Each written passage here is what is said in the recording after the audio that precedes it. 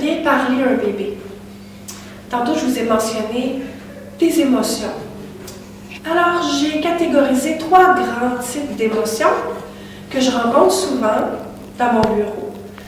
Alors, il y a les peurs, la colère et la tristesse. Dans mon bureau, les bébés n'ont pas tellement souvent l'occasion de prendre la parole. Alors, ils en profitent pour dire ce qui ne va pas, ce qui serait bien comme soutien. Alors, par exemple, pourquoi un bébé nous parlerait de la colère?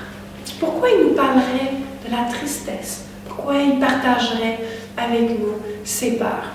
Ben, c'est tout simple, les bébés sont comme nous. Quand ils vivent ces émotions-là, c'est lourd et ils ont besoin de partager avec nous. Nous, comme adultes, quand on veut partager une émotion avec quelqu'un, si ça vous est déjà arrivé, je suis sûre que ça vous a fait un bien immense. Et les bébés sont exactement comme vous. Partager une émotion, c'est-à-dire la dire d'une façon claire et précise, a des effets extraordinaires. Donc, je dirais que dans 50% des cas, des bébés que je reçois dans mon bureau, le seul fait de dire, de partager ce qui est lourd, que ce soit une émotion, une pensée, règle le problème, règle le symptôme. Alors, je veux vous dire que les peurs d'un bébé peuvent être beaucoup plus nuancées et beaucoup plus justes et précises qu'on le croit.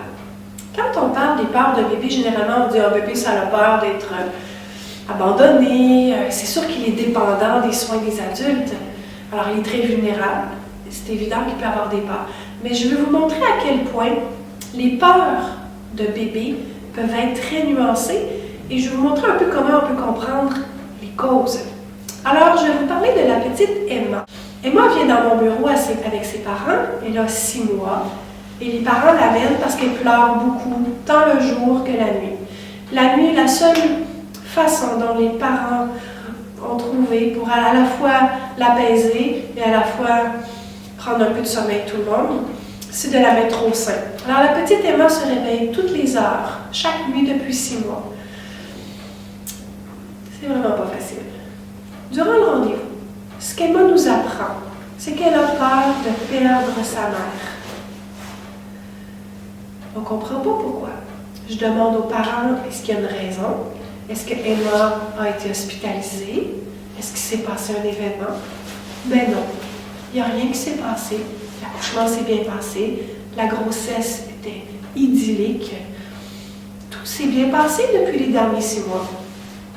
Mais grâce à la PAB, j'ai pu aller interroger la plus grande sagesse d'Emma, qui nous a expliqué un mot à la fois pourquoi elle pleurait tant, pourquoi elle avait tellement peur de perdre sa mère. Pour comprendre ça, on a dû revenir un peu dans son passé, dans un passé très précis que j'appellerais un legs transgénérationnel.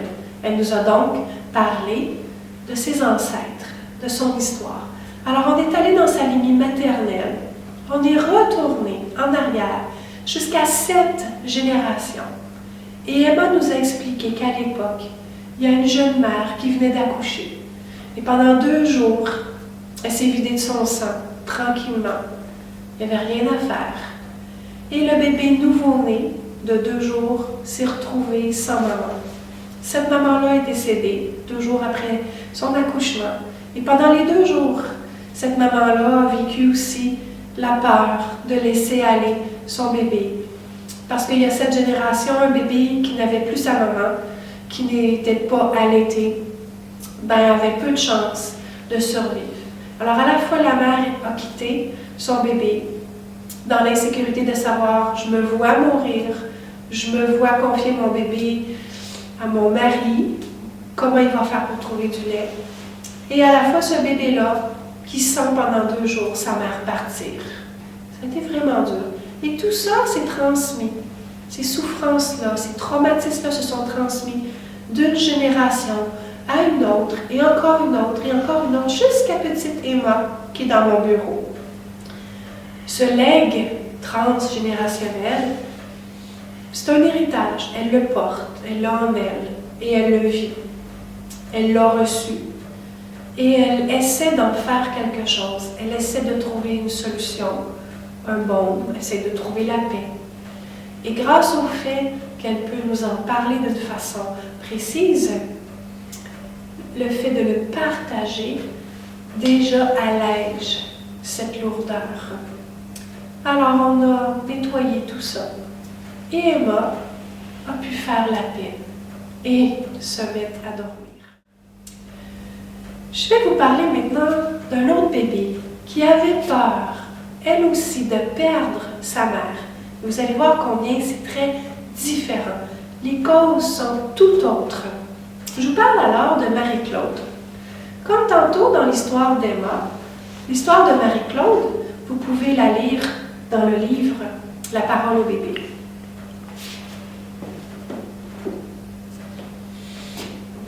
Marie-Claude, c'est un petit bébé aussi, un petit bébé âgé de quelques mois.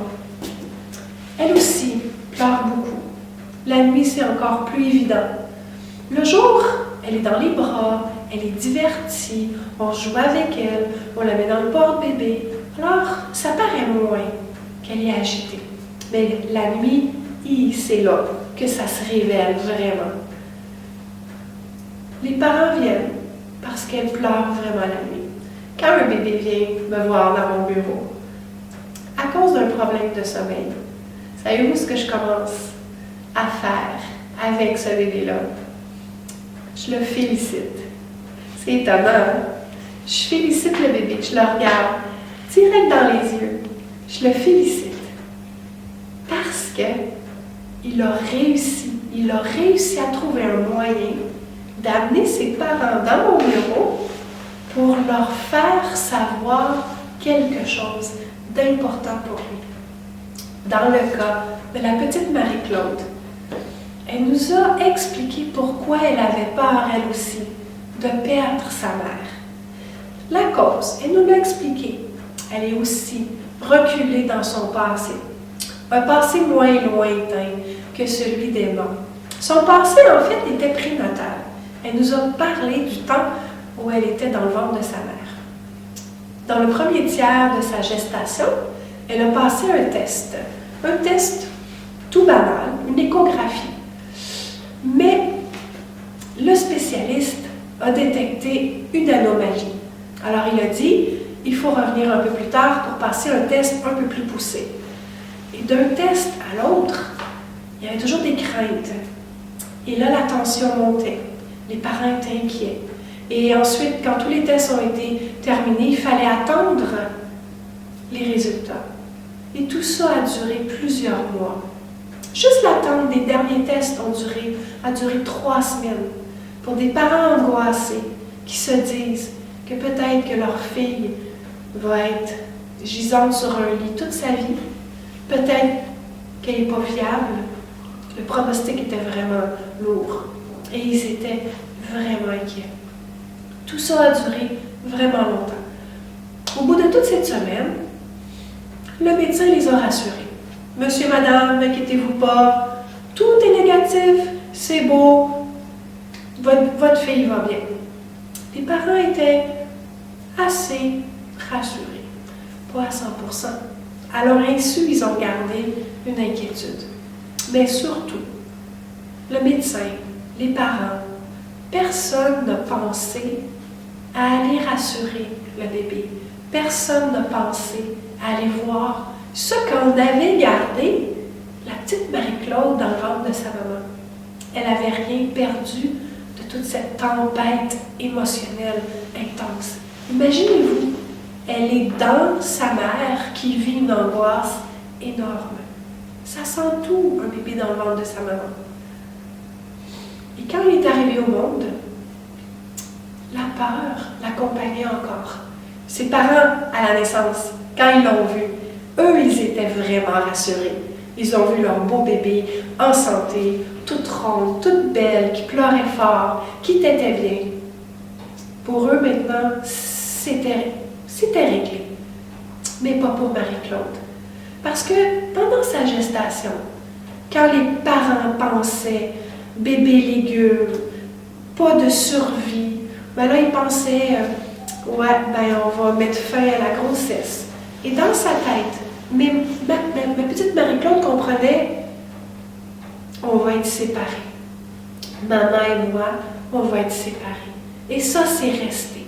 Et après sa naissance, il y avait comme une épée de Damoclès au-dessus de la tête de Marie-Claude, qui était tout le temps là. À chaque jour, à chaque minute, la nuit, tout le temps. Marie-Claude se disait, c'est maintenant là, c'est dans une minute, c'est dans une heure que ça va se passer, que là, mes craintes vont se justifier et qu'on va être séparés, maman et moi. Personne n'avait pensé qu'un bébé avait compris des choses, avait ressenti, en avait gardé des émotions, des pensées fausses. Mais c'était là. Alors tout ce qu'on a pu faire avec Marie-Claude, c'était bien simple. C'était rectifier ce qu'elle avait mal compris. Tout simplement lui dire en mots, en la regardant dans les yeux, puis en l'expliquant, en ressentant bien qu'on était rassurés. C'est pas moi qui l'ai fait. Moi, je suis une pure étrangère pour Marie-Claude. C'est les parents qui l'ont rassurée. Pas dans mon bureau. Mon bureau, ça sert juste à permettre, à faire le pont entre un bébé et ses parents. Alors, en 2 mots, je pourrais dire que je suis tout simplement une traductrice de bébé. Sur le bébé, je fais rien. Je soigne pas, je traite pas, je fais rien. Je fais juste dire des choses grâce à la PAB. Et ces choses-là proviennent de la plus grande sagesse du bébé.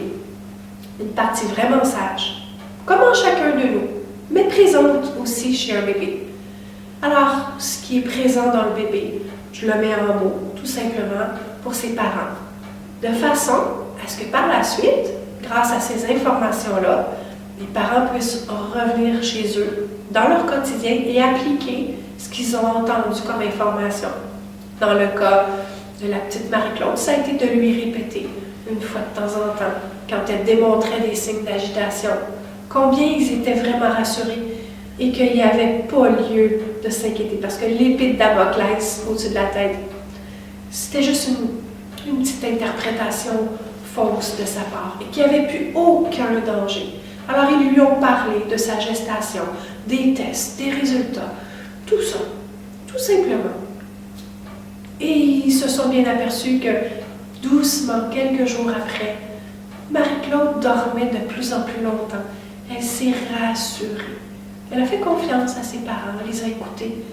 Un petit bébé à qui on parle peut écouter et comprendre des choses. Il y a une condition par contre. Quand on veut parler à un bébé, il faut ressentir profondément ce qu'on dit. Si c'est juste des mots qui ne sont pas appuyés sur un ressenti intérieur, ça ne passe pas. Ça coule comme de l'eau sur le dos d'un canard.